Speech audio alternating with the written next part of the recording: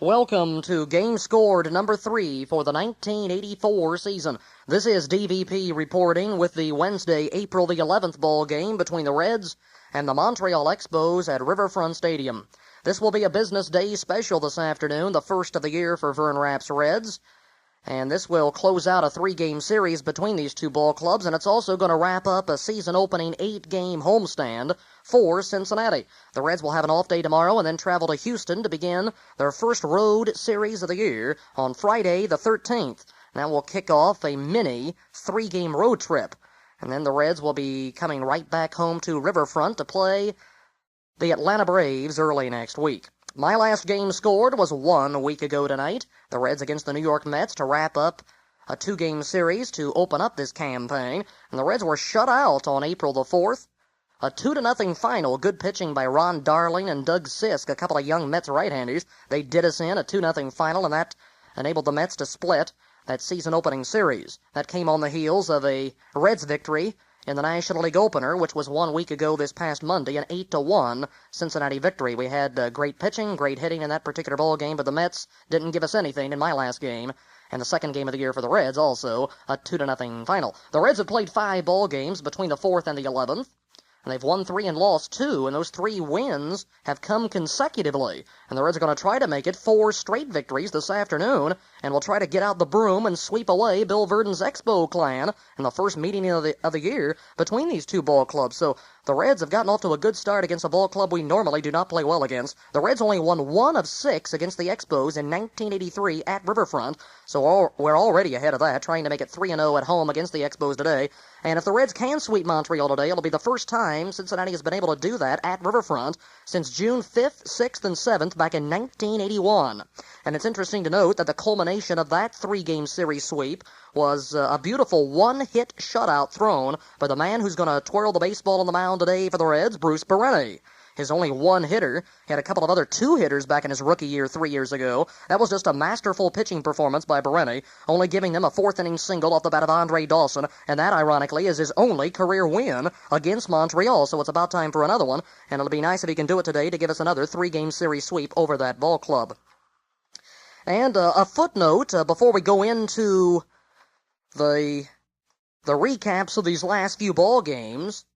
Here in the front portion of this cassette, a footnote on today's ball game. It could be an historic afternoon at Riverfront Stadium in the stadium's history and really in baseball history in general, because Peter Edward Rose, a first-year Montreal Expo, goes into this afternoon's contest with a total of 3,999 lifetime Major League base hits. And it doesn't take a genius to figure out that he needs one more base hit to reach that coveted 4,000 plateau, a plateau that only one other man in the history of this great game of Major League Baseball has ever reached. That, of course, was Ty Cobb, the immortal Ty Cobb, who has the all-time record of 4,191, a record that Rose will no doubt surpass, and probably sometime early in the 1985 season, and he's going to try to become the first ever National League player to garner 4,000 career base hits, and it would be great if he could do it today at Riverfront Stadium, where it all started for him. Of course, it didn't all start at Riverfront. Riverfront wasn't built when Rose came in back in 1963. They were playing at Old Crosley Field, but it would be nice if he could get it at Cincinnati, where he grew up, where he played his first 16 years, and where he still lives. He still resides in Cincinnati, and he said that he would like to get it in Cincinnati, and let's hope it comes today. And well, if he gets it today, you better believe I'm going to have a replay on that coming up with Marty Brenneman and Joe Nuxall. And, well, if he doesn't get it today, it would be, well, he would be getting it probably this coming Friday when the Expos return home for their first home game of the year. So either the Riverfront fans are going to get to see it, or the home fans for the Expos at Olympic Stadium, and possibly in his first ever at-bat as an Expo at Olympic Stadium could result in hit 4,000. But let's hope he gets it today. And, well, maybe a 2-out hit in the 5th inning with nothing going on. That'd be nice. Hopefully it won't knock in anybody. How about a nice infield hit or something? But it would be great if he could get it today. And it would really be ironic, I tell you, because when reflecting back some 6 years ago, in May of 1978, I'm sure everybody recalls another milestone base hit in Pete Rose's career coming at Riverfront Stadium. His 3,000th base hit coming 6 years, or make that 8 years ago. No, it is 6 years. 6 years ago next month. And he got it against Montreal and Steve Rogers, of course, the ball club that he now plays for, and he got it at Riverfront Stadium, and now the situation would be turned around. If he could get his 4,000th today, he would be doing it against the Reds instead of for the Reds, and he would be wearing the uniform of the Expos, the ball club that he got his 3,000th off of 6 years ago, so that'd be kind of juxtaposition there, I guess you could say, and of course both big hits would be coming at Riverfront Stadium to add to an already long list of tremendous highlights and achievements that have been realized in the 14-year history of that fine facility on the banks of the Ohio. Well, we'll see what happens this afternoon. It could be a great ball game, and I know a lot of anticipation is going on right now. They've got an interview room set up, I think, in the clubhouse, I guess, and there are a lot of microphones being set up, and they want to get the words of the man who got that 4,000th hit, and of course he's never at a loss for them, and Rose will no doubt be besieged by reporters if he gets the base hit this afternoon. They're expecting a pretty good crowd today, around 20,000, I guess, and that's not bad for the first business day special of the year. Normally, that is not a very big draw early in the year. The attendance is usually fairly low, but with Pete Rose getting very close to the 4,000 level last night, he got 2 base hits to put him at 39.99. Well, I guess everybody flocked to the plaza level at Riverfront Stadium this morning, and everybody's buying the tickets, and they're going to be coming into the ballpark to see Rose possibly get that big base hit this afternoon. Well, the hit that got him to within 1 of the 4,000 plateau last night was really sort of a gift hit for Pete, but the official scorer of the ballpark, Glenn Sample, had no choice but to give him a base hit on a ball that was hit to left field. It really should have been caught by Gary Reedus, but he lost the ball in the stadium lights, and it almost hit him in the face, I understand. It went all the way to the fence, and Rose got a 3-bagger out of it. So he went 2 for 5 on the day. That's the only way you can score that. It has to be a triple for him, because Gary lost the ball on the lights, didn't even touch the ball, so Rose gets a triple. And that was number 39.99, and that's where he stands right now.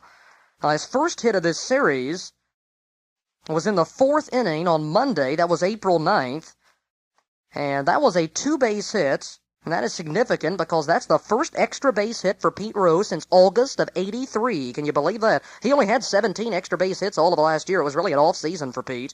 He only hit .245 for the Philadelphia Phillies in his 5th and final year with that ball club.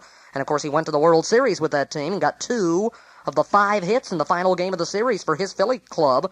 So he did the job in that final game of the World Series, but on the season only hit .245, a lifetime low for him. He's off to a fairly decent .281 start as we start play today. And of course he's in his first year with that Expo ball club. And he had that double in the 4th inning on Monday, his first extra base hit of the year and his first since August of last year when he was with the Phillies. And that's really not like Pete Rose. You know, Rose is always scampering into second with a double. Doesn't matter if it's April or September, but he went dry the entire month of September last year as far as extra base hits were concerned. That is during the regular season.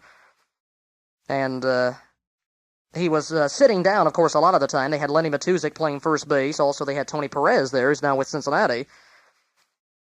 And so Rose wasn't playing a whole lot, but no extra base hits after August of last year, and he has a double and a triple so far in this series. He always has hit the Reds pretty well since leaving us after the 1978 season.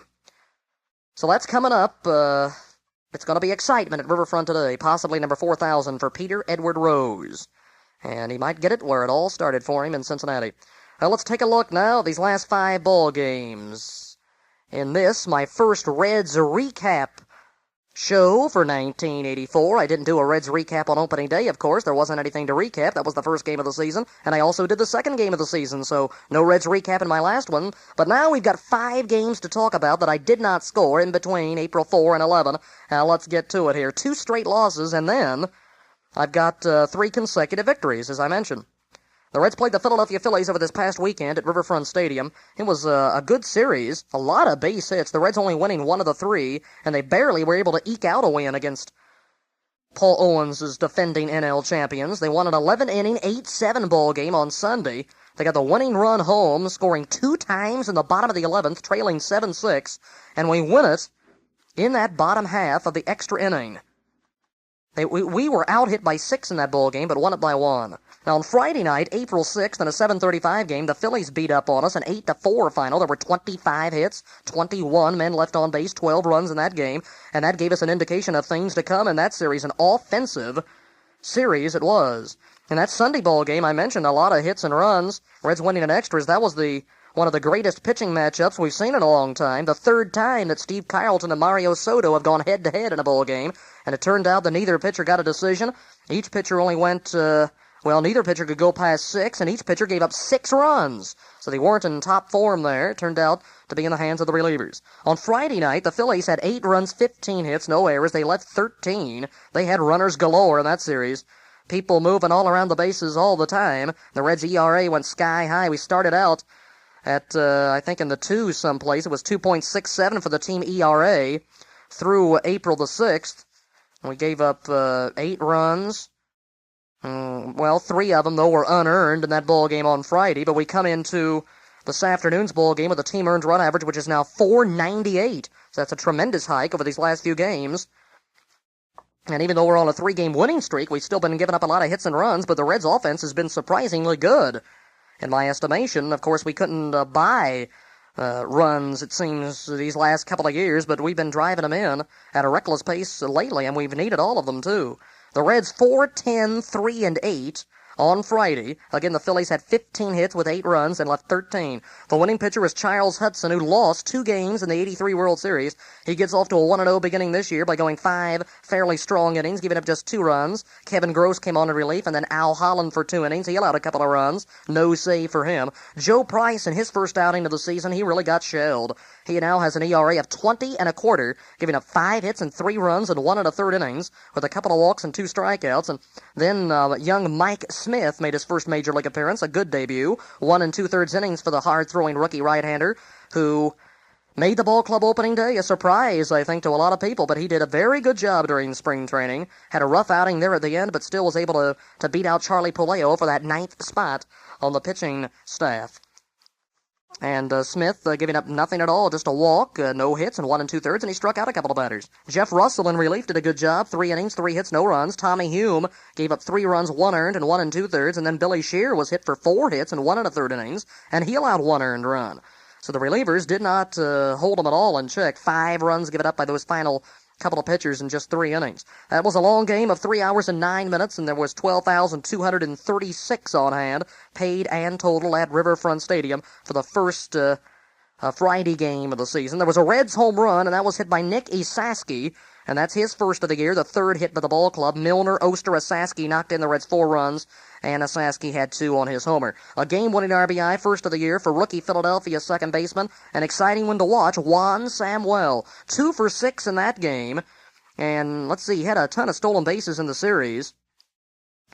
I thought he had some in that first game, and it doesn't look like he did. Walken, Fuss, Wilson, DeJesus, Reedus, and Milner all stole bases. Milner had a pair to give him 3 for the Reds. But Samuel had a stolen bases 3rd of the year in the Saturday game, and he stole 2 or 3 on Sunday. He stole 3 on Sunday to give him an NL leading total of 6 through April the 8th. That guy was constantly on base in that series against the Reds. And if he plays like he did this last weekend against Cincinnati, they're not going to miss Joe Morgan too much. Morgan didn't bat very high for him last year, had a great September, and led him into the playoffs. But that Samuel can make a lot of things happen with his great speed. Goes in head first all the time, too, which really gives him an advantage on those steals, much like Gary Reedus of our Cincinnati Reds. So that was an 8-4 loss in the lid lifter to that 3-game set. And then in a Saturday afternoon ball game on April the 7th, we lose, and we lose big, 9-1, our 3rd consecutive defeat. The totals there, 9 runs, 11 hits, and errors, 7 left on for the Phillies. The Reds had a run, 7 hits, 2 errors, and left 9. Jerry Koosman, in his first National League appearance since 1978 with the New York Mets. He then went to the Twins and the White Sox, and he's now returned to the National League with the Phils. He got the start and went 7 strong innings, struck out 7, 3 walks, 1 earned run to get his first decision of the year, and it's a winning one.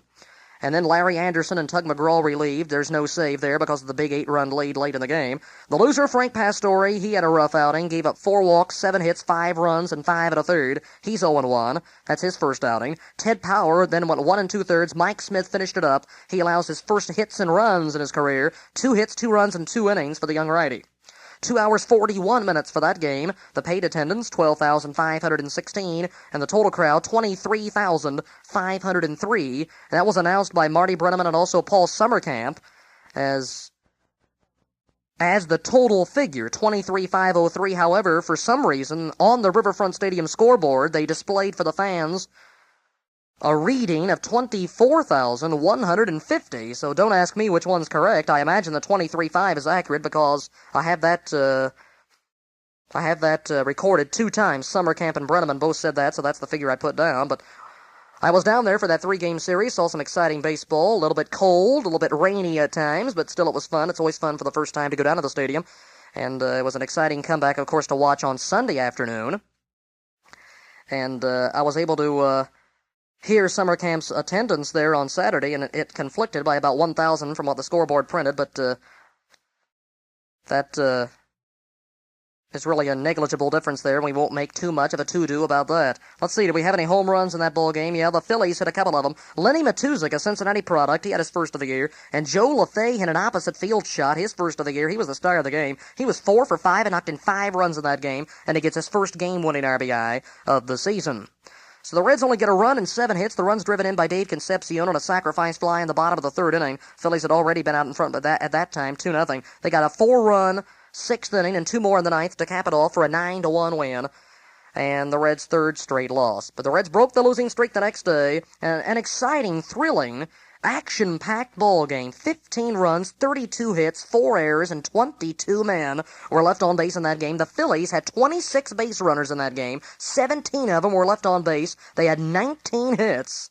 And boy, oh boy, they were wasting some opportunities. And the Reds cashed in on a big opportunity with 2 out in the bottom of the 11th inning. A game-winning base hit by Eddie Milner. And there was a game-tying double by Tony Perez, who started for the first time on Saturday and got a big hand from the crowd. He went 0 for 3, I think, in that ball game. Didn't do much, and he was up with runners in scoring position just about every time. But he was nothing for 3, but he came back on Sunday to have a 3 for 5 day and knocked in the tying run in the 11th inning. The Reds win at 8-7, the first extra inning game, and the first 1-run win for the Reds this year. 8-13-1 for the Reds. We left only 5. The Phillies stranded 17, had 7 runs, 19 hits, and they committed 3 errors. The first game-winning RBI of the year for one, Eddie Milner, who had a single to right field in the bottom of the 11th inning, and that was off of the loser Larry Anderson, who gave up 3 hits in the winning run in 2/3 of an inning, his first decision. And that gives Milner the game winner. That's his 5th RBI of the year already, and he was named the National League Player of the Week after that ball game because of his .571 batting average to lead the National League through the first week. So congratulations to Eddie Milner, off to a blazing start with the bat. By the way, that game winner on Sunday afternoon, April the 8th is the date, that equals the amount of game-winning RBIs he had all of the last season. He only had 1 last year. That came in a shutout at Riverfront behind Mario Soto on May the 27th of last year. Milner almost had a grand slam, a 2-run double off the wall it was, for his only game winner last year, and now he's got 1 already this season. Mike Smith got the victory in relief. He's going for the 3rd straight day. He went 2/3 of an inning to get his first major league decision, and he made it a winning one. Mario Soto started for the Reds, and he was roughed up. He gave up 8 hits and 6 runs, all earned, in 4 1/3 innings, 4 walks, and 6 strikeouts. He did strike out 6 batters, but, 6 runs. That's one of his worst outings, and, well, in the last few seasons. I think that's his shortest outing since back in 1982 sometime. Steve Carlton started for the Phillies. He gave up 6 runs, 3 earned, 8 hits in 6 innings, no walks, and he struck out 6. Then Bill Campbell, Al Holland, Tug McGraw, and Larry Anderson. The latter is the loser. Soto, Power, Hume, Scheer, and Smith for the Reds. A long 3-hour, 38-minute game, 16,443 paid their way through the turnstiles to see the exciting 11-inning, 8-7 Cincinnati victory to salvage 1 game of the series and break the 3-game losing streak.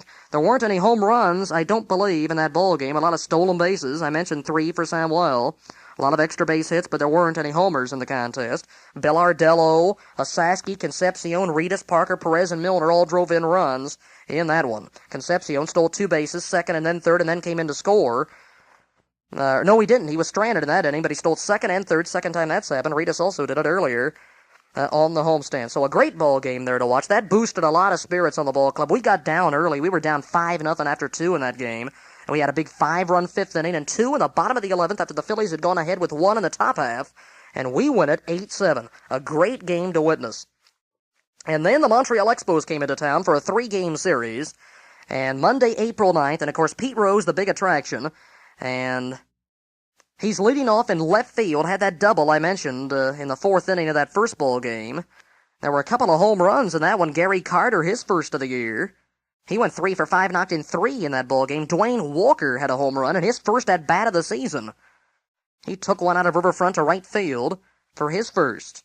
Osaski had 3 RBIs, including the game winner, his first of the season. Walker had 2 RBIs with his home run. Milner, Reedus, Concepcion all chipped in with runs batted in. The totals in that ball game, Reds winning it by a score of 9-6.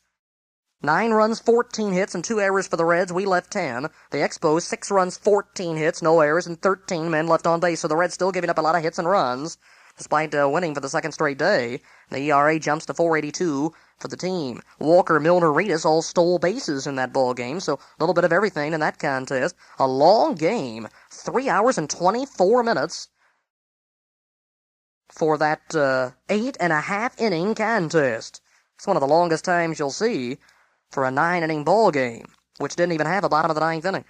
The attendance was 7,285 total. 7,092 is listed as the paid figure for that night game. Jeff Russell gets the win in his first start. He's 1-0. Tom Hume gets a save, his first. Bill Gullickson, the loser, he's 0-2 out of the gate. He gave up 7 runs, 8 hits, and 3 2/3. He was followed by Dan Schatzeder, former Red Greg Harris, then Gary Lucas and Bob James. The Reds used Russell, Ted Power, Bill Scheer, and Tommy Hume.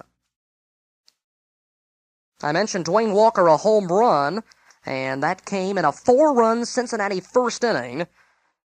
And that got us off and moving toward the 9-6 eventual victory over Montreal. Let's listen into this action called by Marty Brenneman in that first. And the payoff pitch is on the way. Walker hits it high and deep. Right center field. Stenhouse back, and it's gone. His first at-bat of the year, and he touches them all. They explode him overhead as the Reds have lit up Bill Gullickson with a 4-run first inning. And Dwayne Walker, a 2-run home run. Well, that's a nice way to start off your season. The first at-bat for the left-handed batting Dwayne Walker, who was one of the top pinch hitters in the league last year, was second in the league with 16 pinch hits. And his first at-bat results in a home run to right field with a man on base. You heard it called there on April 9th at Riverfront by Marty Brenneman. Reds go on and win the ball game 9-6 as Jeff Russell gets his first win of the season, his 5th lifetime victory. And that brings us up to last night's ball game. Let's take a look at it. Tuesday, April 10th, the Reds make it 2 in a row over the Expos, an 8-6 final score. For the second straight day, the Expos get 6 runs, 14 hits, and again, they're without an error, so they have the same totals right down the line, but they lose 2 straight. They get 12 runs, 28 hits, and lose 2 days. And the Reds had 22 hits and 17 runs, and they were better each day. They won by 3 and now by 2. Joe Price gets his first win. He didn't really pitch that great a ball, but when you got enough offense behind you, you can win some ball games. And Price found out about that, something that he's not really used to, the luxury of working with some runs on the board. He gave up 11 hits and 5 runs himself in 7 1/3. He walked a batter, struck out 4, and he does get the win to square at 1-1. Still a high ERA for him, but he brought it down some from 20+. Mike Smith pitched again. He's been worked fairly regularly out of the bullpen. He gave up 2 hits and a run in 1/3, and then Billy Scheer came on to pick up a save, his first of the season and the second straight, well, for a Reds pitcher. Hume got 1, and now Scheer gets the second for Cincinnati. Bob James takes the loss, his first decision. He gives up a big bases-loaded home run to the Reds' third baseman, Nicky Saski, who gets his second straight game-winning RBI. And he becomes the first player in the National League, incidentally, to get more than 1 game-winning RBI. Going into that ball game April 10, there were 29 players tied for the NL lead in game winners with 1 apiece. One of those players being Osaski, but now Saski gets his second of the year and his second straight with a big grand slam home run, and he drove in 5 in the ball game. And the grand slam came in a big 6-run 6th inning. The Reds added 2 more in the 7th. The Expos led the ball game 3-0 after 2, but the Reds fought back again. For the second time in 3 days, we come from behind and win, and we make it 3 straight. The Reds had 8 runs, 8 hits, made the most of those safeties, a lot of Expo walks. 4 given up by the starter Andy McGaffigan certainly did not help things for the Expos side. 8-1 for the Reds. We left 6. 6-14-0 again for the Expos for the second day, and they left 10 men on base. So Bob James is victimized. He doesn't get a batter out. He faces 3 batters. They all get hits. They all score. He's 0-1. Andy McGaffigan starts 5 innings of 1 hit ball, but 4 walks, 5 Ks, and he gave up 2 runs. So not a bad start for him. He came over from the San Francisco Giants during the offseason. That was in part of the Al Oliver deal. They also got Max Venable and Fred Brining, but they got McGaffigan as additional compensation because Brining appears to have a bum arm. So McGaffigan, James, Lucas, Harris, and Reardon all went for Montreal. The Reds went with Price, Smith, and Shear. A 3-hour game this time, the 3rd straight day they played at least 3 hours. Again, it's an 8.5-inning long 3-hour contest. And it's the 4th time in the last 5 games that they've gone past the 3-hour mark. A crowd of 17,495 total saw the game last night, and the paid attendance is listed as 13,123. Osaski's home run is the only one in that ball game, his 2nd of the year, and 5 RBIs give him 8 in the series and 12 on the season, twice as many as any other Cincinnati Red. By the way, the 12 RBIs and the 2 game winners, National League leading totals at this time for the young Nick Esaski, who's off to a whale of a start at well over 300 at this point here in 84. Gary Reed has 2 stolen bases to give him 4 to tie for the team lead, gives us 11 stolen bases in the first 7 ball games, not bad at all. And we seem to be doing just about everything right here lately, as we have won 3 straight games to go to 4 wins and 3 losses on the year.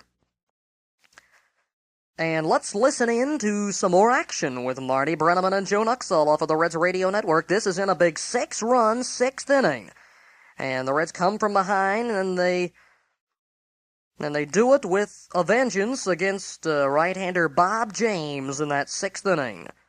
Nicky Saski at the plate, the bases are loaded, and here's what happened. Esaski about due against the right-hander McGaffigan. He was struck out and grounded out short to first. 3 men on, 1 run in, nobody out. Esaski with a high deep drive to left field. It is a grand slam home run.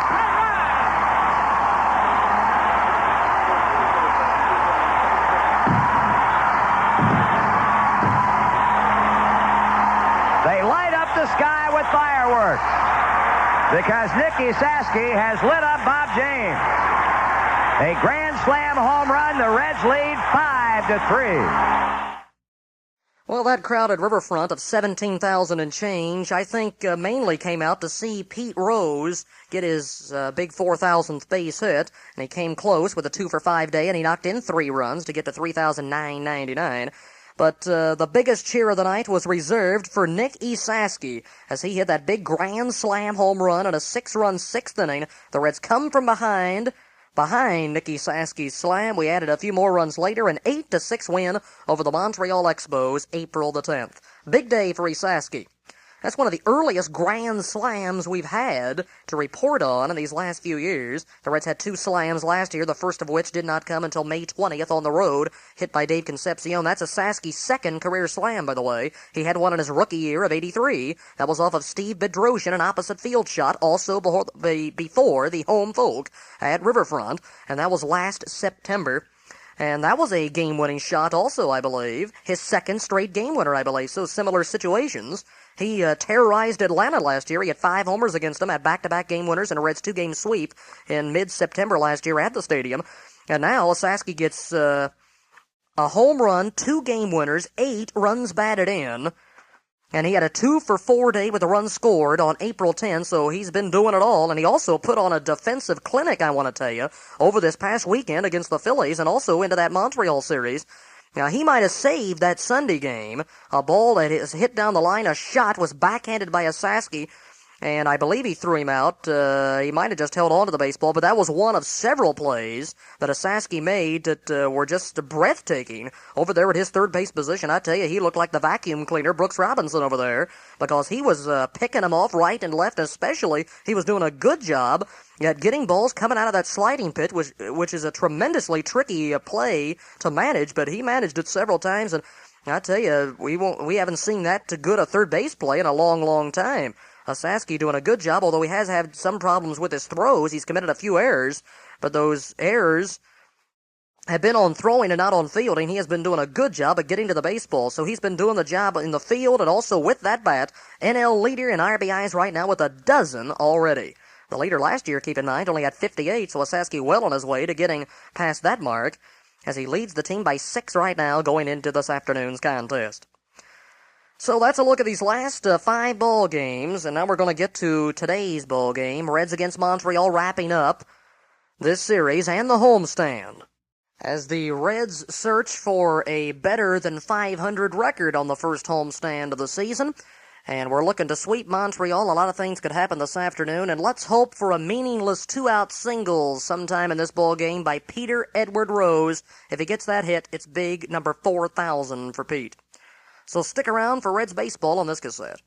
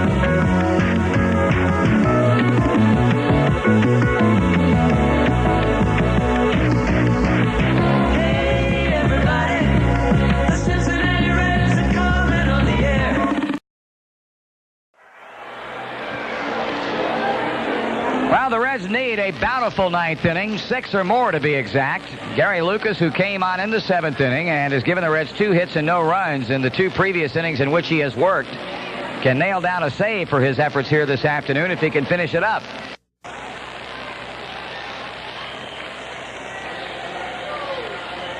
Cesar Cedeno, like Reedus, a pinch hitter in the 7th inning. He flied out. Today's game has been brought to you by Busch Beer. Head for the mountains of Busch.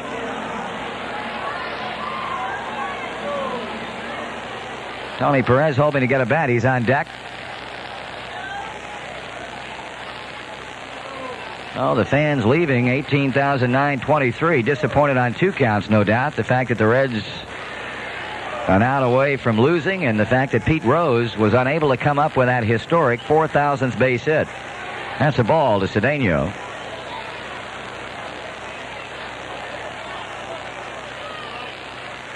Swung on, hit back into left field, but it will be played by Thomas, and the Expos win it. 3 up, 3 down here in the 9th. Final score, Montreal 9, the Reds 3, and we'll be back right after this.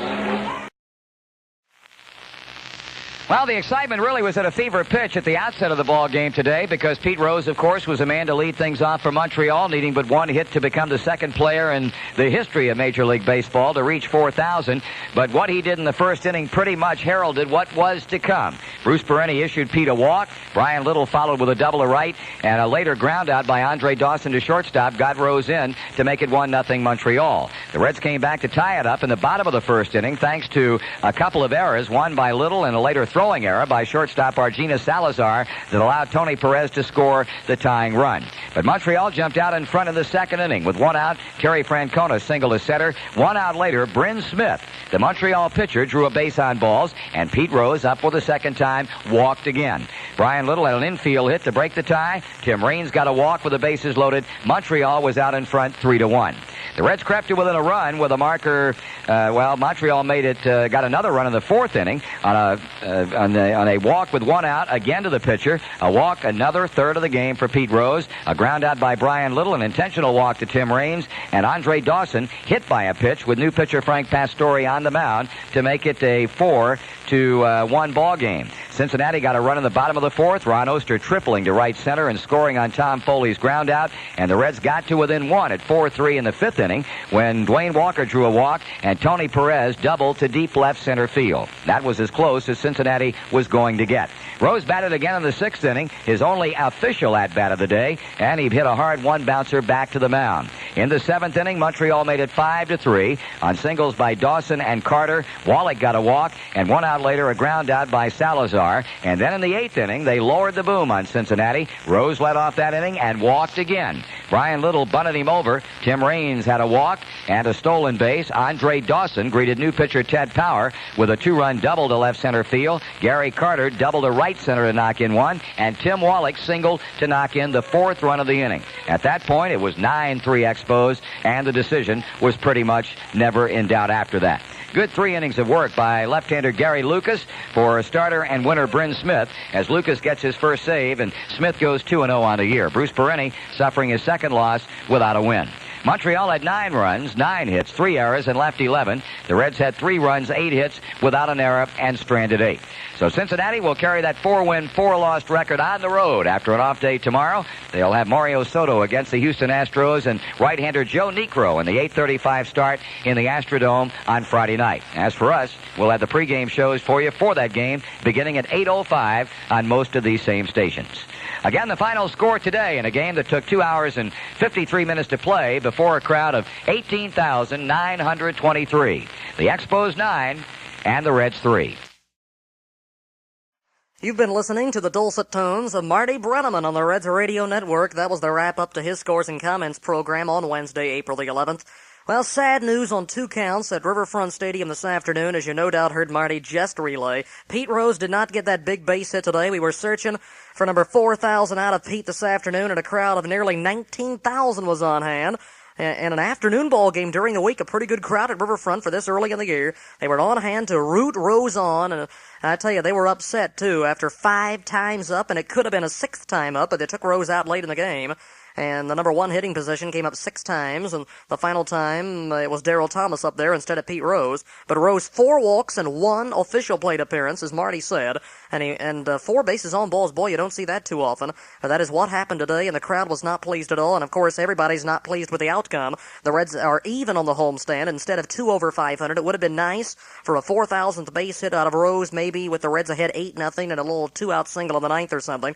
But that did not happen. The Reds lose the ball game 9-3. Rose goes back home, or goes home for the first time, actually, in an Expo uniform. It'll be the Reds against one of Rose's former teams, the Philadelphia Phillies, on Friday night, the 13th. It could be a lucky day for Pete, Friday the 13th. Might not be an unlucky one for him, as number 14 will be searching for number 4,000. And as I mentioned earlier, it could come in his first at-bat at his new home, Olympic Stadium, up in Montreal, Quebec, Canada. And, I don't know if he's ever had a milestone hit out of the country, out of the United States, but maybe he did up at Old Jerry Park or at Olympic Stadium when he was with the Reds. But, of course, his 3,000th hit coming against the team that he now plays for, and now will get his 4,000th hit in the uniform of the Montreal Expos. It would have been nice for him to get it at Riverfront Stadium today in the wrap-up to the series, but he had three or four hits in this series to get to within 1 of 4,000, but he could not get the big 4,000 today. We're sad to say. That would have been a nice way to top off the broadcast with a highlight of Rose's 4,000th hit, but it's just not to be this afternoon. But you know he's going to get it probably on Friday, and really it's kind of a can't lose situation for Pete Rose. Well, when you look at the teams that he's facing here, and looking ahead toward his 4,000th hit. Well, first he's got Cincinnati for 3 games. Of course, he played for the Reds for 16 years. And then his other former team, the Phillies, and he's got them for 3 games at home. So he gets to do it before their home folk. He either gets to do it in his hometown in front of really his home folk in Cincinnati, you could say, or before his hometown fans at Montreal. So really it's a can't-lose situation there, and he gets to do it. He gets to burn one of his ex-ball clubs. And In terms of burning them, he would probably like to do it against Philadelphia more than Cincinnati. He doesn't want to do it to hurt the Reds, of course, but he would like to do it for the fans, he said. And they did have the interview room alive with activity after the ball game today. I didn't know if they were going to. They set up that interview room downstairs at Riverfront Stadium, and after the game, they thought they were going to have some comments by Rose, talking about his 4,000th hit, but as it is, he's talking about his 4 walks and his 0 for 1. It's only the second time, according to a source on WLW after the game, that Rose has walked that many times in a single ball game. That's amazing. The only other time he walked as many as 4 times in a game was back, I think, in 1980, they said, and that was when he was with the Phillies, and I think that was at Wrigley Field against the Chicago Cubs. But he walks 4 times today.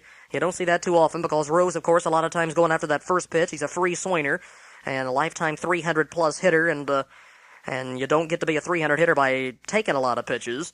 And he's going after him, and of course he's a free swinger, but got all those walks today. And a lot of people thought the Reds were maybe pitching around Rose so that he wouldn't get it in Cincinnati, but I don't think that was the case at all. It was just, suffering through one of those days where we could not get the ball over the plate, and Rose has a good eye, and he was going to take the pitches. Of course, the team comes first, and his personal goals come next, and he's going to try to get on base any way he can, and if he sees the Reds are wild, he's going to take him. He did, and he walked 4 times, and that's the way it is. We're going to have to live with it. And he's going to get that 4,000th probably against his former team, the Phillies, the only club ever to have released Pete Rose. He released him last October 19th, just a few days after the World Series. He signed on in January with the Expos, a 1-year contract. Good luck, Pete, on Friday. I hope he gets it on Friday the 13th. It's going to be a lucky day for number 14. Well, the Reds had quite a few hits. Let's see, we only had 1 fewer hit than the Expos, but 6 fewer runs. Again, a lot of base runners in this game. 12 runs, 17 hits, 19 men left on. I tell you, these earned run averages for the pitchers and the collective ERA is extremely high. A lot of people running those base paths at Riverfront Stadium. Home plate must be worn down to a stub by now, and must not be anything left of it. A lot of people stepping on home plate with all these runs in the homestand. What was it? 9-6, 8-6, and now 9-3. The final scores in this series. The Reds winning 2 out of 3. Could not sweep the Expos, but we do make it a 500 homestand after losing 3 in a row. Other than won 3 straight, and now we have the 3-game winning streak broken by Montreal this afternoon. The Reds had base hits in their first 5 innings, but then were shut out in that department. 3 of the final 4 innings, getting 2 safeties in the 8th, nothing in the 9th inning. And the Reds got 1 in the first, 1 in the 4th, 1 in the 5th. They made it close, got to within 1, but Montreal pulled away with 5 in their final 3 trips against Cincinnati pitching. I want to take a look at my personal records right now. I'm going to have to motor along to get all this in. I was gabbing earlier, and the hot wind there was taking up a lot of room on this cassette, which I didn't anticipate. But let me take a look at my statistics now. Through 3 games in 1984, I've scored 2 of the Reds' 4 losses. My record is now 1 under 500 with this loss at 1 win, 2 losses, and now a 2-game losing streak.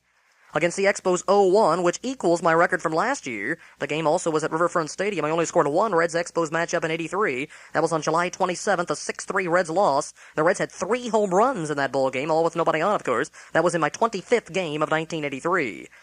And the record is now 1-2 against right-handers, 1-1 in daytime play, 0-1 at night.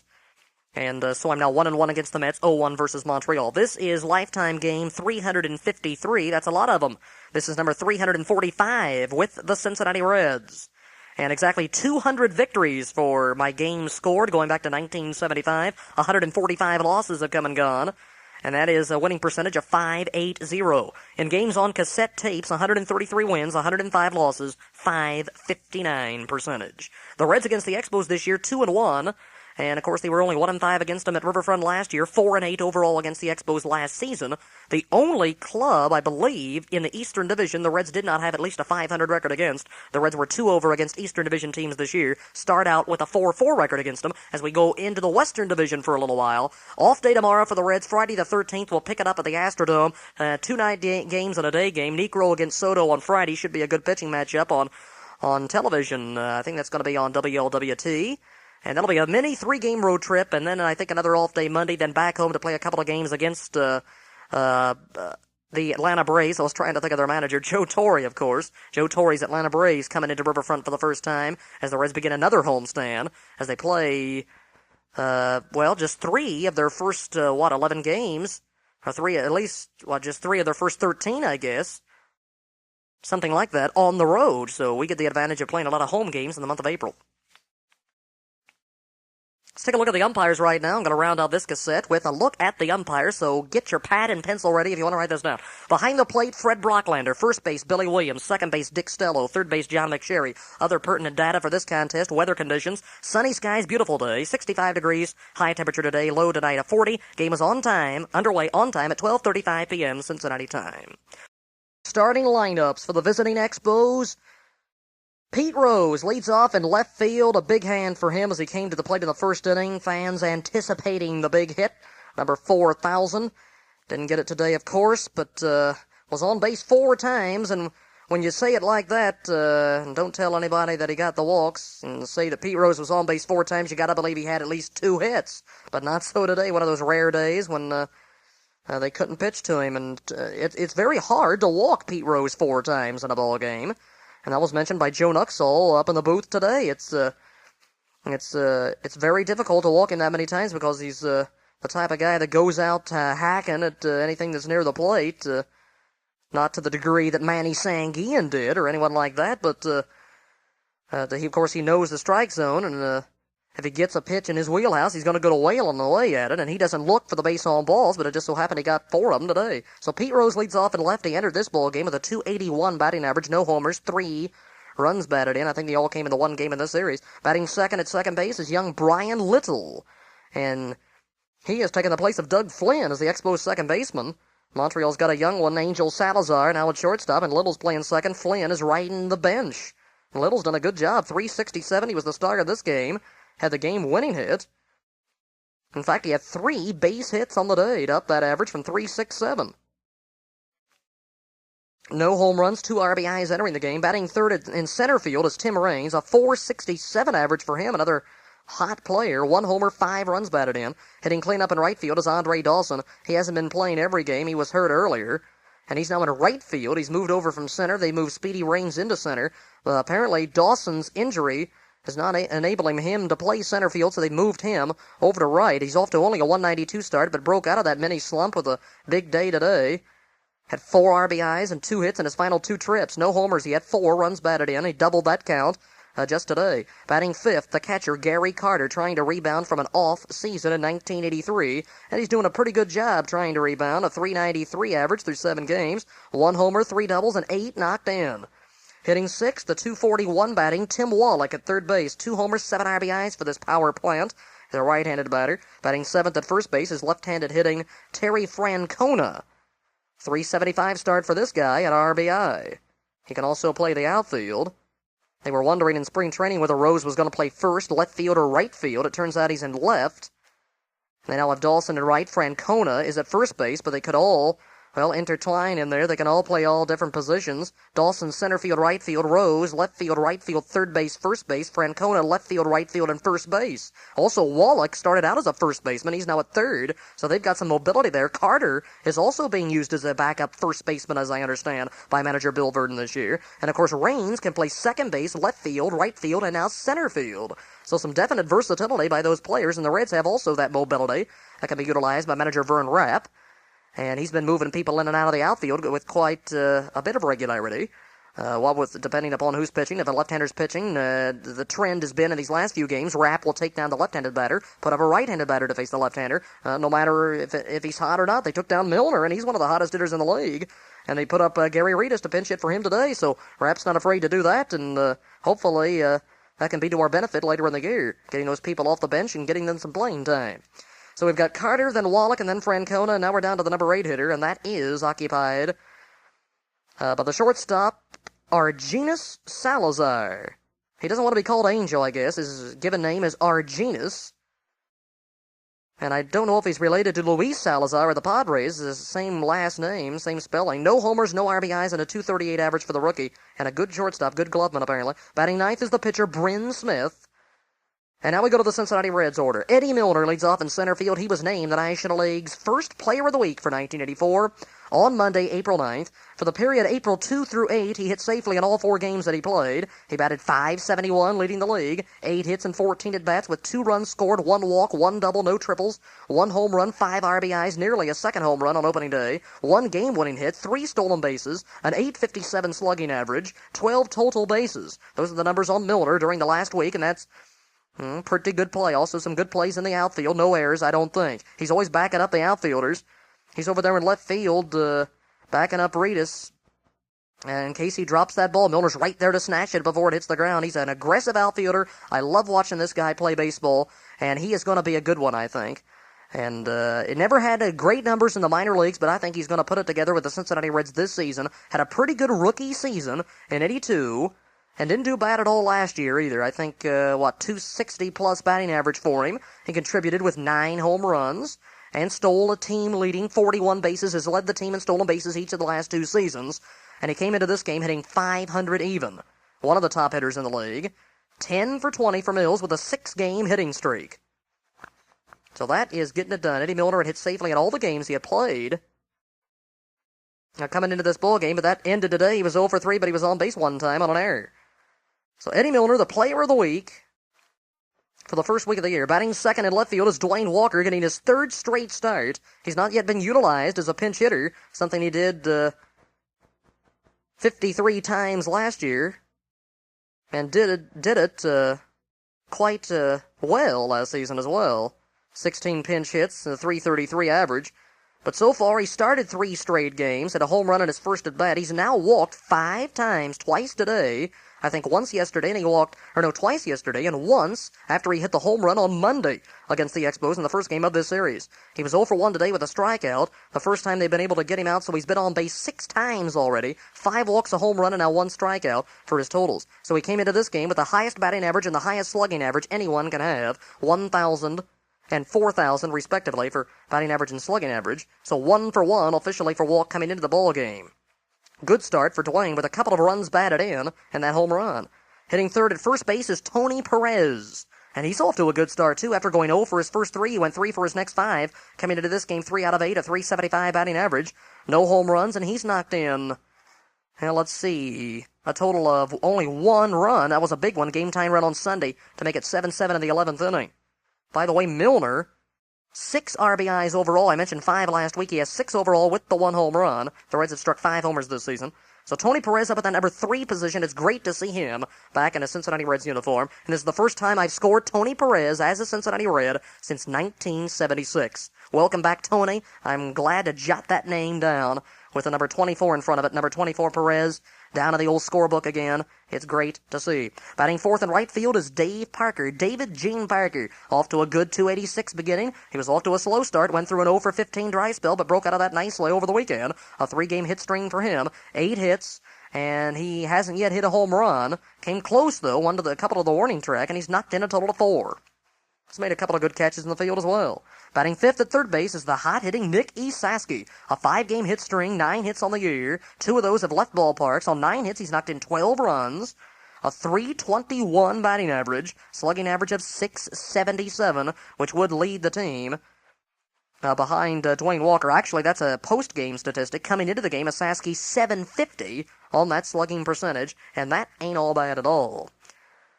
So Esaski's followed by the catcher, left-handed hitting Brad Golden, a first-year Red, signed to a 1-year contract in early November as a free agent. This is his first start as a Cincinnati Red. He got his first hit as a Red and his first National League hit, by the way, this afternoon. 0 for 3 entering the ballgame, no RBIs. Batting seventh at second base is the cool Ron Oster. And I mean ice cold, 0 for his last 15, 1 for 24 on the year. That's only an 0.42 beginning for this switch hitting second sacker. And he does have 1 run batted in on that 1 hit, and he has been being booed, well, vigorously by the fans. Or vehemently, I should say. And the crowd in attendance today getting on Oster's case up until the time he had a big triple in the 4th inning. So they're going to turn around and get on his side rather than get on his case when he gets a base hit. He was 2 for his last 3, and I think he's breaking out of it slowly but surely. Let's hope Oster can go into a nice hot spell. Before he got that triple, he was 0 for his last 16, only 1 for 25 on the year. So I think he has broken out of that, going 2 for his last 3. Tom Foley gets a start at shortstop, batting 8th. This is his first start of the year. He got his first at-bat of the season today. 0 for 0 coming in. Batting 9th, pitcher Bruce Bereni, 0 for 2 as a hitter. So it's a couple of right-handers. Bryn Smith, who's in his second full year with Montreal. Last year did a pretty good job with them. He was 6-11, didn't have a very good record, but sported a good .249 earned run average in 49 appearances, 12 of those starts. He had 5 complete games, 3 saves, 3 shutouts, and 155 and 1/3 innings. Coming into this game, he was 1-0 with a 5.40 ERA. Bruce Bereni had a pregame ERA of 3.0 with an 0-1 record, and again he loses. He's made a habit out of losing over these last few years. Led the league in losses 2 years ago with 18. Has won 9 each of his 3 seasons. 9-6, 9-18, and last year 9-14 with a 386 earned run average. And I hope he can turn it around this season. Always seeing those losses for Bereni's really kind of depressing. Like to get him some runs once in a while, and he pitched a fine one-hitter against this Expo Ball Club back in 81. As I talked about earlier, his only career win against him. He's now 1-6 lifetime against this Montreal team. Not at all well does he pitch against this clan. All right, let's take a look at the ball game now. Blow by blow, top of the first inning. We've got Pete Rose leading it off. And I had the tape a run, and I was ready to tape. Base hit, number 4,000. It did not come. On a 3-2 pitch, Bereni walked him. It's ball 4, and the fans booed from their seats. They were probably standing, though. They were standing and wanted to watch that big base hit. And the boos were raining down on Bruce Bereni. They didn't like that. A base on balls for Pete, and he's aboard, and he later scores in this inning. There's a double to right field by Brian Little, and then Tim Raines is called out on strikes. Andre Dawson gets the game's first run in with a ground ball 6-3 that scores Pete. That moves Little to third. Carter then flied out to center field. So, second and third, nobody out. They only got 1 in on a ground ball. Not a bad job. Really done by Bereni. 1 run, 1 hit, 1 left. In the bottom of the first inning, the Reds tie it up quickly. Eddie Milner reaches on an error, but the second baseman, Brian Little, is first of 2 errors in the game. He's then caught stealing. Easily at second base. Carter nailed him on a perfect throw, and he got rid of that ball in a hurry. 2-6, Salazar takes the throw. That's the 3rd straight time Milner has been cut down. He's now 4 out of 7 on the season in stolen bases. Let me confirm that. That is tied for team lead. Yes, 4 steals, 7 attempts. The only attempt on the day for the Reds. Cincinnati is now 11 of 15 in stolen base tries. Reedus also with 4. He's yet to be cut. I think he's something like 10 out of 10 so far this year, including spring training. Concepcion has a pair. Walker has 1, and Parker's been cut 1 time. So 1 out, nobody on. Walker strikes out swinging, and then with 2 out, we get a rally going. Perez and Parker combine to get the run in, but an error by the shortstop Salazar doesn't hurt us at all. Smith winds, kicks, and fires, and Perez lines one fair down the right field line. Tony takes the turn, up with the ball, Dawson. Tony heading towards second. He'll be in standing 2-base hit.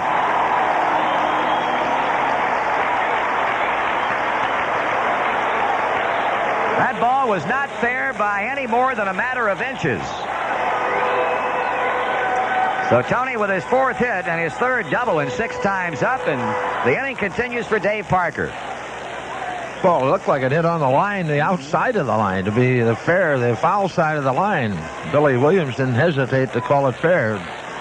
Doggy tricked them. They tried to slip one by him. Big number 39 drops back in there, and Bryn Smith checks things out with Gary Carter. Here's the pitch. And a liner up the middle. It's going to be picked off. Salazar falls down. No play anywhere. And the ball thrown to third gets away. Here comes Tony. He's in there. Hit first slide by Tony Perez. Tony taking a page out of the Pete Rose book. And we're tied up at 1 on an infield hit, a throwing error. And at second base goes Dave Parker. I tell you what, Tony has to search for a tape of that. A videotape. He has to keep that, because that was interesting to see how wide his stride got as he got closer to home plate. Have you ever seen him go in head first? Never. No, I haven't either. That is a first. So credit Parker with an infield single. Charge a throwing error to Argenis Salazar as he tried to knock Perez off upon Tony taking the wide turn, and Perez comes in to score.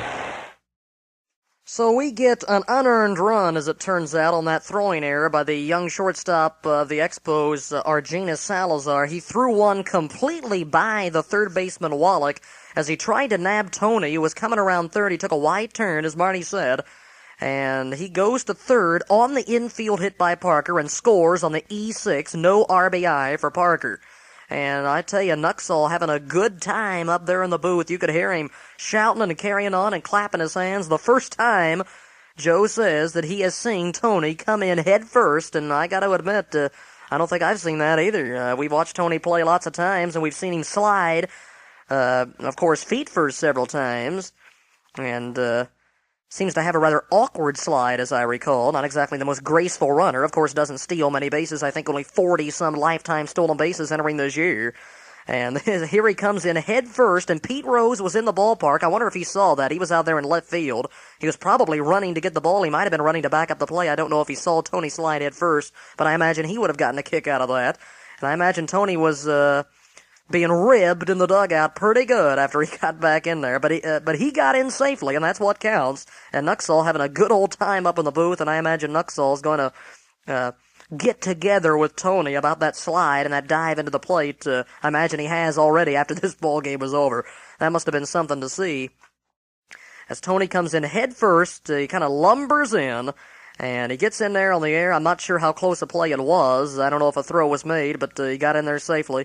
And we get a run with 2 men out. It's a double for Tony. You heard that right on the chalk line, right field side. That's already his 3rd double of the year and his 4th base hit.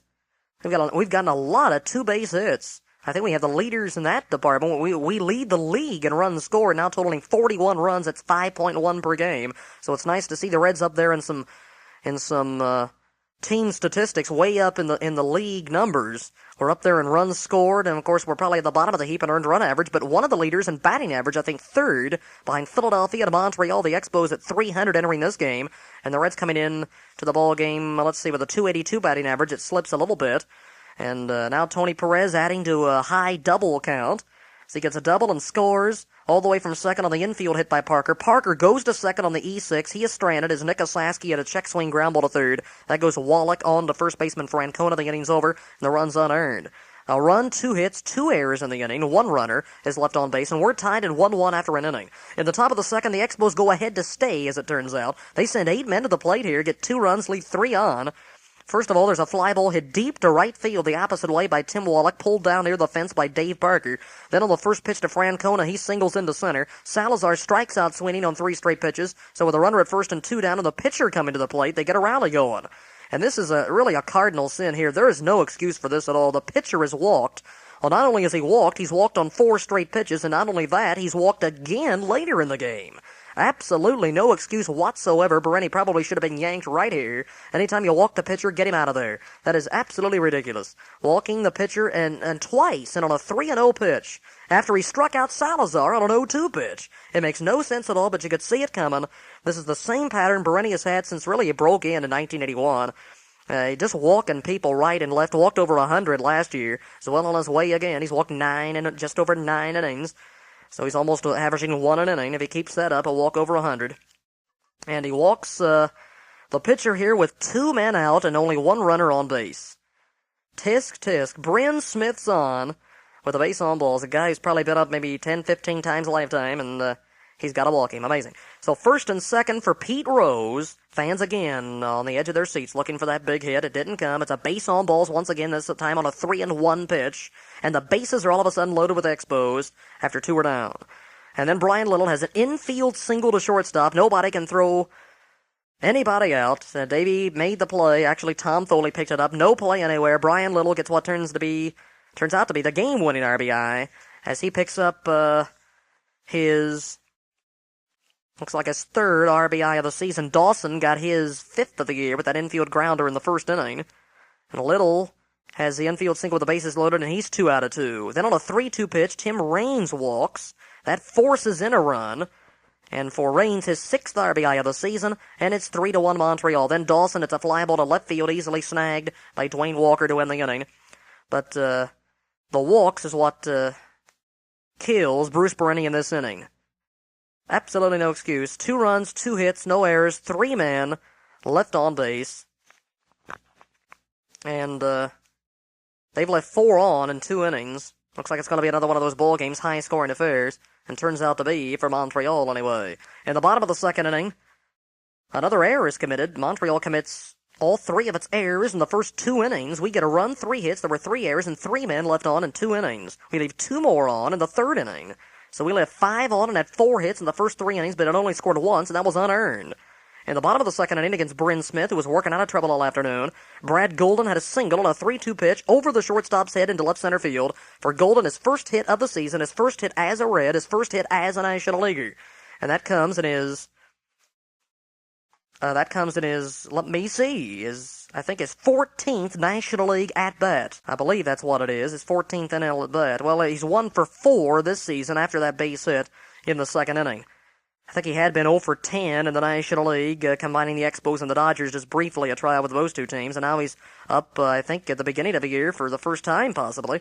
We got him from the Yankees in the offseason as a free agent. So Golden has a single. He moves to second on a ground ball hit by Ronnie Oster. There's an error. Second charged on Brian Little. He tried to tag Golden. He did, but Golden jarred the ball loose and the ball fell free. So really a pretty good base running play. Golden was caught between a rock and a hard place, you could say. No really place to go. He's got to run. So he decides to run into the baseman, but after he had the ball, so that's legal. He had the ball, he ran into him, he jarred it loose, it's an E4. First and second, nobody out, and we don't get anybody home. There's a fly ball to center off the bat of Tom Foley, a ground ball 6-3 off the bat of Bereni. He tried to bunt, couldn't do it, but this serves the same purpose, although it's not a sack. It's an at-bat 6-3. And runners go to second and third, but they're stranded there as Milner hit a 3-2 pitch in the air on the left side. A foul pop to third. No runs, a hit, an error, 2 left. In the top of the third inning against Bereni, it's a 1-2-3 inning, and he looked like a different Bereni this inning than in the second. Again, he goes hot and cold there as far as the control. He can be real good one inning and then just lose it completely. Lose all knowledge of where the strike zone is, it seems, from one inning to the next. Here in the third, he gets him in order. Carter, a first pitch check swing ground ball 4-3. Wallach, a ground ball 5-3. Francona hit a line drive into center, speared by Eddie Milner off the carpet. A good play, nothing across. In the bottom of the third inning, we strand a couple more against Bryn Smith. We had our lead runner on in the first 5 innings of this game. Those were the only times we got him on. In the final 4 innings, we were shut out on 2 hits. In the third, there's a leadoff walk to Dwayne Walker on 4 straight pitches. Perez had a single into right field. Then Parker hit into a double play. We were looking for the big man to come up and maybe tie the score here. A 4-6-3 ground ball. A DP. Walker gets to to third base on the play. Then a Sasky walks, also on a 3-0 pitch like Walker. So we got him at the corners now with 2 down for young Brad Golden, who was trying to make it a perfect 2 out of 2. On the first pitch, he had a ground ball to first base. Francona had no problems, and that was the inning. No runs, 1 hit, and we left a couple on. In the top of the 4th inning, Montreal gets a run without the benefit of a base hit. They leave 3 on again. They stranded 7 in their first 4 innings. They had only 3 hits, though, and it scored 4 times. In the 4th inning, also against Bereni, and also Pastore in this inning, Salazar hits a line drive to the second baseman. It was a half swing caught by Oster. And then Bryn Smith walks again. And to see 2 walks by Bryn Smith is something that doesn't often happen. I imagine it's the first time he's walked 2 times in a game. And, of course, if he's going to do it, there's a great chance Bereni's pitching. That's exactly what's happened. Bereni's on the mound. And he loses him on a 3-2 pitch. Could not get him. And it's ball 4. And then Rose walks again. 3rd straight time he's up, and the 3rd straight time he is on first with a base on balls. And that's it for Bruce Bereni. And the crowd came to its feet, and they gave manager Vern Rapp, I guess, a standing ovation for taking out Bereni, is what it seemed, as Bereni was leaving. And they didn't like him walking Pete Rose 3 straight times. They wanted to see that big hit. So in comes Frank Pastore for his second outing in his first relief appearance. He gets Brian Little on a ground ball to first base. He was bunting, but he was bunting for a hit, so no sacrifice. But it did the same thing. Rose got to second base. Smith got to third base. So 2 down, second and third for Tim Raines. They deliberately walk in with a count of 2-0. And then Andre Dawson comes up, and the intentional walk sets up a hit batsman with the bases loaded. That's not exactly what Pastore had intended at all. Dawson is plunked by a Pastore pitch. I think it was an 0-2 pitch. So again, control, the lack of it, spells doom for the Reds pitchers. An intentional walk, then a hit batsman forces in Bryn Smith. And that brings Carter to the plate. He hits a pop-up to second base. So second RBI for Dawson in the ballgame, is 6th of the season. And it turns out to be a 4-1 Montreal lead going to the bottom of the 4th inning. They got a run, no hits, no errors. 3 bases on balls and a hit batsman. That's how they scored it. 3 men left on base. In the bottom of the 4th, we get 1 of the runs back. There's a leadoff base hit by Ronnie Oster. Then Tom Foley gets him home. Smith to the plate. Swung on, line drive, base hit. That's into right center field and extra bases. Going all the way to the wall. Oster on his way to second. He makes a turn. He's going to head for third. And they finally get a hold of the baseball, and Ron Oster finally breaks his slump with a rocket in center field. Well, it's funny how fans are, but that's the nature of sports in general, and they're all giving Ron a big hand, and I know he appreciates it. Foley swings, ground ball. Little fields at second, looks at Oster as he scores, and Tom Foley picks up an RBI. Oster scoring from third to make it a 4-2 ball game, and Frank Pastore, the batter. Foley gets his first RBI of the year and just his second at-bat of the season. That followed the leadoff triple into right center field by Ronnie Oster to break an 0-for-16 dry spell for the Reds' second baseman. According to Joe Nuxhall, it looked as if Ronnie might go all the way and try for an inside-the-park home run, as they could not find the handle on the ball out in right center, but Ronnie decided to stop at third with a triple, the second triple of the year for the Reds. Nick Saski had the first one. He had a triple yesterday, in addition to the grand slam home run. And so a 5 RBI day for Nick. And he's also got 4 doubles, Nick does. Well, that's Oster's first extra base hit, just his second hit of the year. And he had one other single over the weekend, so maybe that's going to break him out of it. A triple to right center, a line drive, a well-hit ball. Then Foley hits a ground ball 4-3 to get the run in, the Reds' second run of the game. Then Frank Pastore struck out on 3 pitches. And by Joe Nuxhall's description, I'm not sure whether it's a called third strike or a strikeout swing. He just said, see you later, so I'm not really sure what to put down there, but anyway, it's a K. And Milner trying to bunt, or did bunt, and he was thrown out on the bunt, 4-3. Got it, too much out towards second base, I guess, and he's thrown out. 1 run, 1 hit, nobody left on. Let's go to the 5th.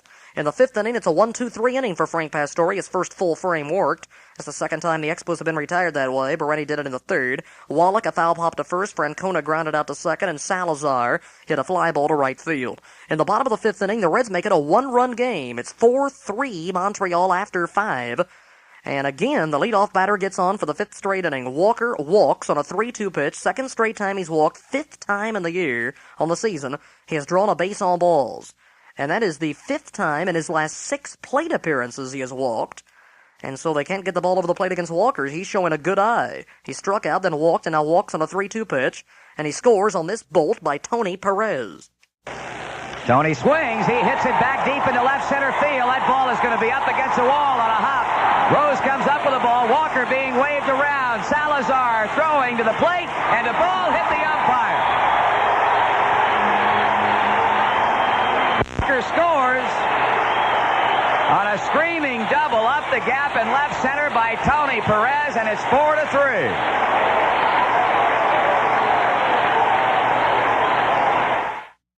So another extra base hit for Atanasio Regal Perez. His second double of the ball game, his 3rd straight hit. So that gives him a total of 5 total bases on the day in just 4 at-bats. So that's over a 1,000 slugging average in this game. And, of course, he had a lot of doubles in his previous years with the Cincinnati Reds. Usually was in the 30s and possibly in the 40s in the 2-base hit column. And, of course, he had 20 or more home runs 7 consecutive years with the Reds back in the 60s and 70s. And he's picking up right where he left off, I guess, back in 1976 when he was last with Cincinnati. And he always had great years with the Reds, 90-plus RBIs almost every year, 11 straight years there, even going into his Montreal days. And now he picks up his 2nd RBI of the season. He's going to get sporadic starts this year against some of the tough left-handers. But now Dan Dreesen, I think, has some kind of a leg problem. So Tony's in there, and he's, of course, an adequate backup. We'll take either one of those guys. I'll take Tony myself, actually, over Dreesen on an everyday basis, if you ask me. And Danny, of course, is the regular first baseman. He was out today. And Tony gets another start. And he doubles here, a shot up the left center field gap, so his 4th double of the year. That ties him with Dreesen and Osaski for club lead. 19th double of the season for the Cincinnati Reds. And that scores Walker all the way from first base. There's nobody out. And then on the very next pitch, Parker hit a rocket shot that was caught on a line by the first baseman, Terry Francona. He caught it just above the artificial carpet, and a diving catch by Francona. They easily doubled up Tony, who had already gone to third. It looked like that ball was going to be in for a base hit, but Parker hit into tough luck here. Second time he's hit into a double play, this time of the line variety. 3-6 it goes, and nobody's on base. Then Osaski hit a deep shot to right field. Looked like that might be an opposite field home run for his 3rd of the year, but that was pulled down on the warning track by Andre Dawson to end this inning. But we get a run on a big hit by Tony Perez. Nobody left on, and it's 4-3 after 5 innings. The Reds on the trailing into the score. In the top of the sixth inning against Pastore, he gets 3 of 4 here. There's a 2-out single to right field by Brian Little, his third hit. That was after a leadoff strikeout. As Bryn Smith is retired for the first time on a 3-2 pitch, he goes down swinging. Again, a 3-ball count to him, though, the third straight time. Then Rose is up. Pete Rose, his only official plate appearance of the day, as it turns out. On the first pitch, he had a hard one-hopper right back to Pastore, and he threw him out 1-3, and it looked as if, well, at this point in the ball game, the chances were minimum of Rose getting his 4,000th hit, but we knew there was one more plate appearance for him, and there would have been 2 if he'd have stayed in, but he had one more plate appearance, and of course that was a base on balls. So Rose is out. That brings Little to the plate. He singles, and then Raines hit a fly ball to right field. No runs, 1 hit, 1 left. In the bottom of the sixth inning, the Reds get a 2-out walk on 4 pitches to Tom Foley. But then Pastore, the pitcher, strikes out swinging on 3 straight pitches against Bryn Smith, the final batter that he faces. To lead it off is Brad Golden. He bunted out 1-3, and then Oster had a deep fly to center field. He had a rocket out into center. It was caught on the track by Tim Raines with the second straight well-hit ball by Ronnie Oster, and you can see he's starting to come out of that slump that he went into earlier in the week. Or last week, I guess it was. Started at 0 for 16. No runs, no hits, we leave a man. In the top of the seventh, Montreal starts to build its lead again. They score 1 here. On the first pitch, Dawson a single to center. Carter a single to right field. Wallach walked on 4 pitches. Now, 1, 2, 3, 4, 5, 6, 7. 7 of the previous 8 batters had been retired coming into the 7th by Pastore, but he seems to lose knowledge of where the strike zone is as well, like Berenius. He gives up 3 straight base runners here, and the bases are all of a sudden loaded. On a 3-0 pitch, he walks Wallach, and then Francona hits a fly ball to shallow center. No run scores. Then Salazar hit a ground ball 1-4-3, deflected by the pitcher. That gets a run in, moves runners to second and third for Salazar, his first RBI probably in the majors. Then Miguel Delaunay, a pinch hitter batting for Bryn Smith, struck out swinging on 3 pitches, a foul tip to the mid of the catcher. So bases loaded, nobody out. They got just 1, and that was on a ground ball.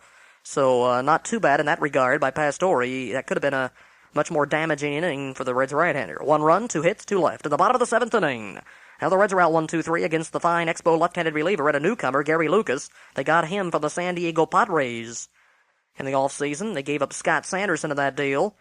And Sanderson went to Chicago in the long run. Actually went to the Padres first, and Montreal got Lucas. And they needed that left-hander in the bullpen to go with right-hander Jeff Reardon, so a fine ball club, this Montreal team, and their bullpen is indeed strengthened, and one of the reasons I'm picking them atop the National League East this season, I think they'll be there when the year ends. And Lucas shows his good stuff here. He gets the Reds in order in 2 of 3 innings and allows just 2 base runners. In the 7th, he got pinch hitter Gary Reedus batting for Milner on a ground ball 5-3. Then he got pinch hitter Cedeno batting for Walker on a fly ball to center field. The Reds' pinch hitters now batting .231 with 1 run batted in, 3 base hits. And Perez hit a fly ball to center field the first time he's been out in the ball game. First time he's been retired after those 3 straight hits, and a couple of them hit well. In the 7th, nothing to cross. In the top of the 8th inning, 4 big runs crossed the plate for Montreal. They sent 8 men to the plate against a couple of different pitchers. Pastore walks Pete Rose, and this is the final time we're going to see Pete up in this series. He steps to the plate. We're looking for hit number 4,000, and here's Marty Brenneman. Okay. Frank Pastore faced him in the 6th inning. He got him to hit a hard one-hopper back to the mound, and of course in the 3 previous times up he walked against Bruce Perini. So for the fans here in Cincinnati, and more specifically those here at Riverfront, this will be their last hope. If that hope is eternal, to see Pete collect his 4,000th career base hit. So it is 3-1 without ever delivering a pitch. And it's coming, and Rose takes ball 4. And this crowd is as loud now as it has been all day long. And they're not happy.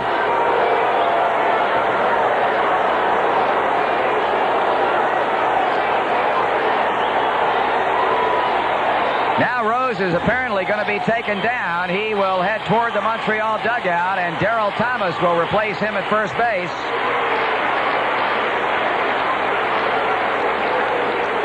So Pete can look toward the weekend at Olympic Stadium in Montreal to collect his 4,000th base hit.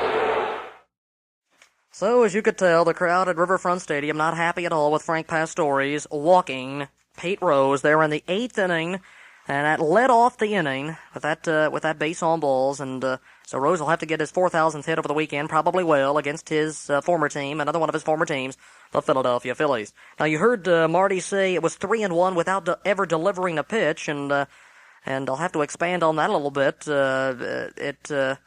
It was ball 3 when Pastore went to his mouth on the mound, and that was a big mistake, and that will probably be remembered for a while because if he had not done that, it would have been 2-1, and then it would have been 3-1 on what turned out to be ball 4, and then on the next pitch, who knows, Rose might have come up with a big hit. But Pastore, with a 2-1 count, went to his mouth on the mound. For some reason, he did this. He knows he's not supposed to, but he goes to the mouth on the mound, and of course that means a ball, and sort of a silly rule, but that's what it is. It's a ball. And so it was 3-1, and then Rose walked on the next pitch. So he's on base, taken down for pinch runner Darryl Thomas. There's a sacrifice bunt, 1-4 hit by Brian Little, and then there's a wild pitch. Then on a 3-2 pitch, Raines walks for the third time in the game. There's 7 walks between the 1 and the 3 hitters combined. So the first and third now, a pitching change is made. Lefty, who does come in? Not lefty. Right-hander Ted Power replaces Pastore on the mound. There's a stolen base for Raines, his second of the year. Then there's a ground rule double. Hit to left center field. It bounces over the fence on a hop. The new 8-foot wall. It clears that. And Dawson's on with a 2-base hit as he gets 2 more RBIs. His third and fourth of the day, his 7th and 8th on the season, and his second straight hit. And then there's a double to right center hit by Gary Carter. Dawson scores. Then a pass ball by Brad Golden. Then a following single by Tim Wallach into right center that scores another run as Carter crosses the plate. Francona pops out to second, and Salazar foul pops one to first base on the first pitch to him to end this big 4-run 8th inning. They get 3 hits, no errors, and 1 runner left on base. And those numbers against the totals of Pastore and Power, the 2 relievers who worked in that inning. In the bottom of the 8th inning, the Reds get back-to-back 2-out singles from pinch hitter Alex Trevino batting for Golden and second baseman Ronnie Oster. Trevino had a hit to left center, hit well. Then Oster, a single into right center field on the first pitch, hit that ball well, his second hit. Trevino went around to third. That was after Parker and Asaski both had struck out swinging, and they tried to check their swings, but couldn't do it as Lucas had him handcuffed. Then with 2 down and runners at first and third, pinch hitter Paul Householder up batting for Foley. He took strike 3 straight pitches. He looked at strike 3 to end the inning. So he struck out the side, Lucas did there. No runs, 2 hits, 2 left. In the top of the 9th inning against Ted Power, he got him 1-2-3. He got pitcher Lucas on a line drive to right field, and that was caught by new right fielder Householder. Then left fielder Darryl Thomas, who was in subbing for Rose. This would have been the 6th plate appearance of the day for Pete, as it turned out, because they sent 8 men to the plate in the 8th. But little did Bill Verdon know that. That would happen in the 8th when he took him down. Thomas is up, and he strikes out swinging. It goes 2-3. Then Little foul pops one to third. In the bottom of the 9th inning, the Reds are out in order against Lucas, who did a fine job in 3 innings. Pinch hitter Concepcion hitting for Power, struck out swinging. On the first pitch, Gary Reedus hit a fly ball to center. Cedeno on the second pitch to him ended the ball game with a fly ball to left field, caught by Darryl Thomas. And that was the ball game. Nothing across for the Reds in the 9th, and the Expos win it, get out of town with 1 win in this series, a 9-3 final. There were doubles in the game by Little, Dawson, Carter, and Perez had a pair. A triple by Oster, no home runs. Game-winning RBI, first of the year for Brian Little. Stolen base Raines, caught-stealing Milner, sacrifice bunt Little.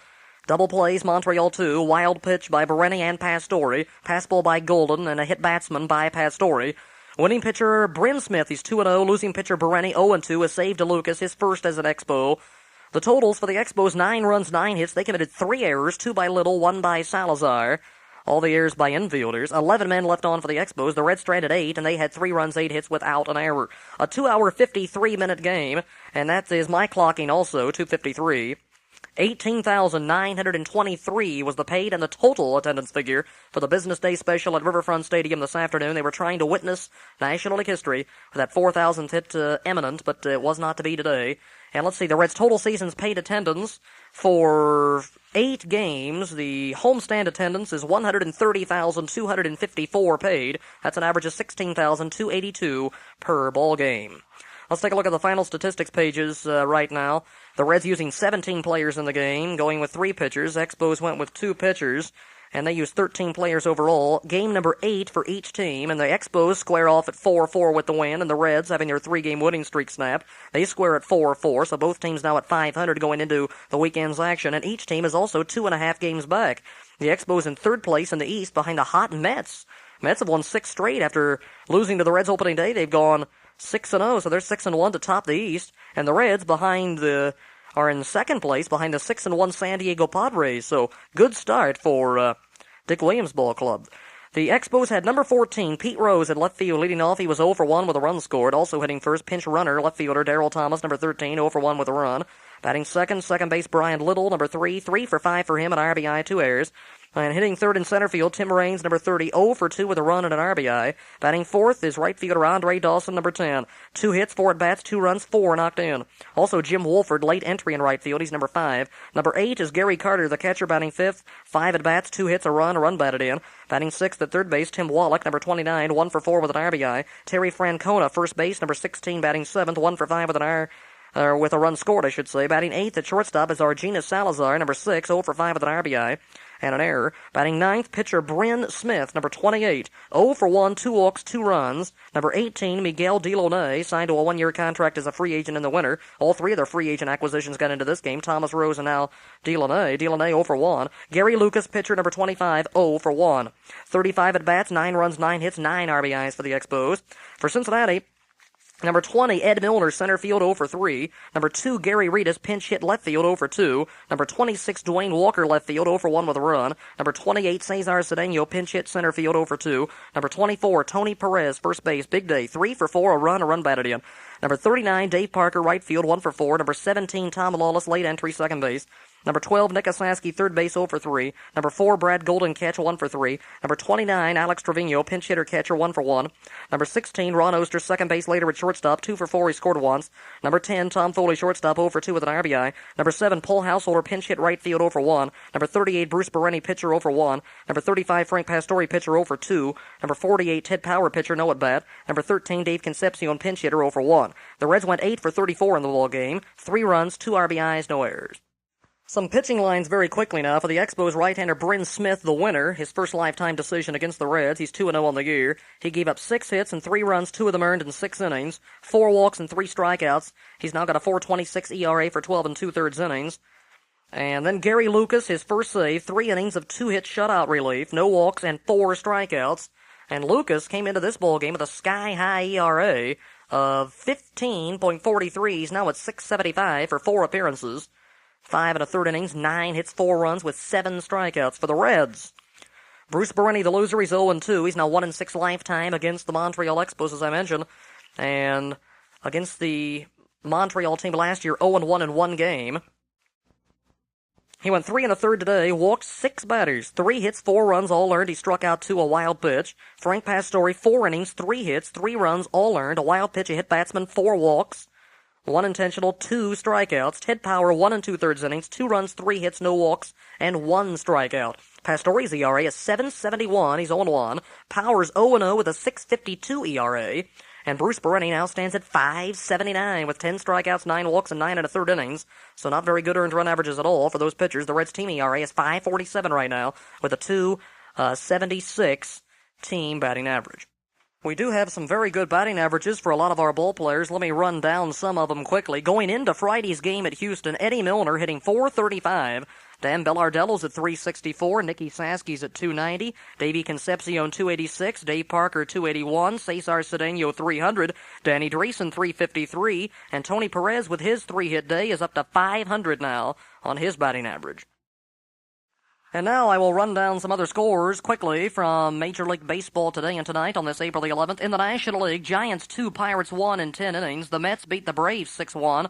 Phillies over the Astros 7-6. The Padres clipped St. Louis 7-5. And Los Angeles beat the Cubs 2-1. For L.A., that was just its 3rd win in 7 games. They were a half game behind us, the Reds, in the Western Division. The Pods set the pace at 6-1. In the East, the surprising Mets with 6 straight wins are 6-1, 1 ahead of the Phillies. In the AL East, it's the Tigers, a perfect 6-0. In the AL West, the surprising Mariners, 6-1.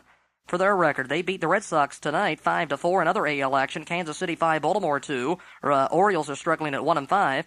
And it was Chicago 6, Cleveland 1, and the Angels beat the Brewers 9-5. Again, the final score from Riverfront today in 2 hours 53 minutes in front of 18,923 fans. It was the Expos 9 and the Reds 3. And until next time, so long.